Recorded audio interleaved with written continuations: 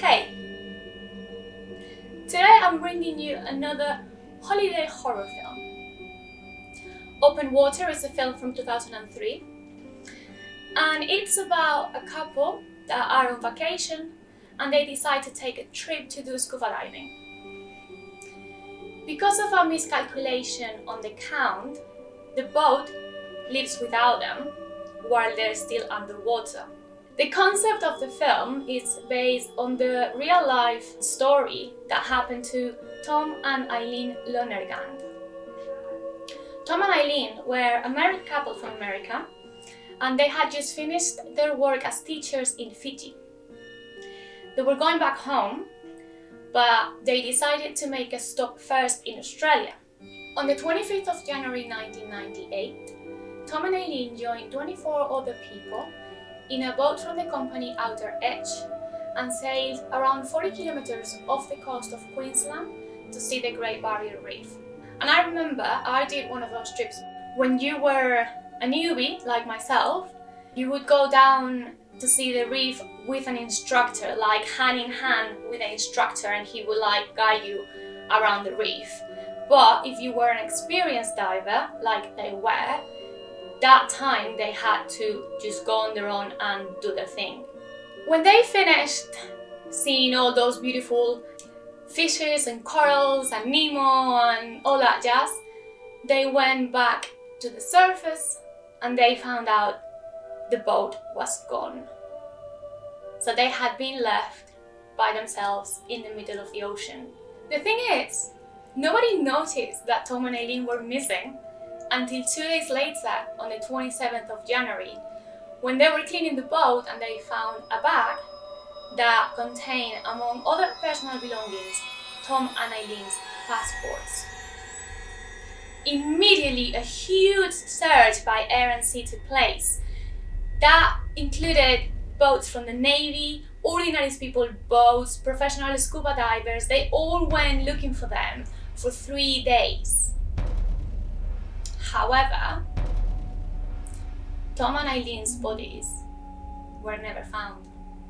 A month after they were abandoned at the ocean, a wetsuit in woman's size appeared in North Queensland. They examined it, and from the barnacles it had attached to it, they could confirm that that wetsuit had been in the ocean for about a month. It had some tears as well that could have been done by corals, so it's presumed to be Eileen's. Sometime later, a few kilometers away from the point where Tom and Eileen were last seen, some more objects appear in the shore, including dive jackets with their names on it, air tanks, and a flipper. But the most interesting that they recovered was a diver's slate, which is a device used by scuba divers to communicate underwater. It's like a little whiteboard, and you can write underwater on it, so you can tell things to each other. And on the diver's slate, there was some writing. Monday, January 26, 1998, 8 a.m. To anyone who can help us, we have been abandoned on Agincourt Reef, 25th January 98, 3 p.m. Please help us. Come to rescue us before we die. Help. That's quite chilling. The boat's skipper was charged with manslaughter, but the jury found him not guilty because they believed that he didn't leave them on purpose. It was just an error in the count. However, the company Outer Edge pled guilty of negligence and they went out of business. From that moment, more strict safety measurements were implemented. And I do remember when I went on this trip, when we all finished scuba diving, there was 2 people counting in different directions, all the people that were on board, to make sure that the numbers matched. So, that we were all there and nobody was left behind. Because of what was written in the diver's slate, we know that Tom and Eileen were at least alive on the following day. But because the bodies were never found, nobody really knows for sure what happened to them. Because of this, there's a few theories of what might have happened. Some of them are more conspiracy theories than anything else, but I'm gonna tell you all. After the couple disappeared, some extracts from their diaries were leaked to the press, and on those bits you could kind of like see that Tom was struggling with depression, and Aileen was worried that Tom wanted to die and that could drag her with him. These created a theory that either both committed suicide at the ocean, or that Tom could have killed Aileen and then he committed suicide. However, their parents said that these excerpts of their diaries were taken out of context, and also the diver's slate had written on it that they wanted help. So it is believed that they actually didn't want to die, so this theory has been ruled out. Another theory is that they faked their own death. Being unhappy with their lives, they would have agreed with the boat skipper to be left behind on purpose and then being picked up by another boat. This was fueled because several people said that they had seen them alive in different places. However, none of that could be confirmed. The motive for doing so was because if they were unhappy with their lives, they thought that they could fake their own deaths, claim the money from their insurance policies, and start over with that money.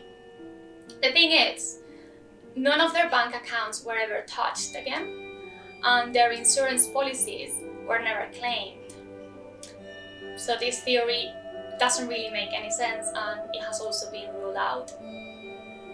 The general belief is that the couple, after being left in the middle of the ocean without drinking water or food or anything, started being delusional from dehydration and disorientated and tired and scared. So ultimately, not being able to swim any longer, they died from drowning. Finally, an experienced Australian diver and marine life expert said that his theory is that they could have been eaten by tiger sharks in the first 24 to 48 hours. His theory is that when they went back up to the surface and saw that the boat was not there, their first instinct could have been waiting in the same spot, hoping for the boat to return. As the hours went by, it was getting darker, hopes were getting smaller, so maybe they thought that they could get rid of their heavy gear, like the air tanks and stuff, and they could try swimming to the shore. Because there were some tears in the wetsuits that they recovered, he assumes that maybe they were wounded, and that could have attracted tiger sharks. Tiger sharks apparently are very cautious when they attack, and they circle and watch their prey for hours. He thinks that that's what happened to them. You know, they were trying to swim, getting tired, the sharks were circling them, the circle getting tighter and tighter, the sharks getting closer, and finally they attacked them, and they probably just ate the couple alive. Last fun fact, they filmed the movie using real sharks. There was no digital effects, there was no CGI, they literally used real life sharks. So the cast had to wear a chain mesh under the diving suit for protection, just in case, you know, because they were real sharks. But no one got bitten. The cast spent around 120 hours in the water during production, which is a lot of hours, surrounded by real sharks. And I read there was around 40, so that's a lot of real sharks. That's pretty scary. Once again, we've reached the end of the video. Thank you all for watching, and please do let me know what you think, because I'm always happy to read the comments. Are you afraid of sharks? Anyway, thanks again, and I'll see you all on my next video.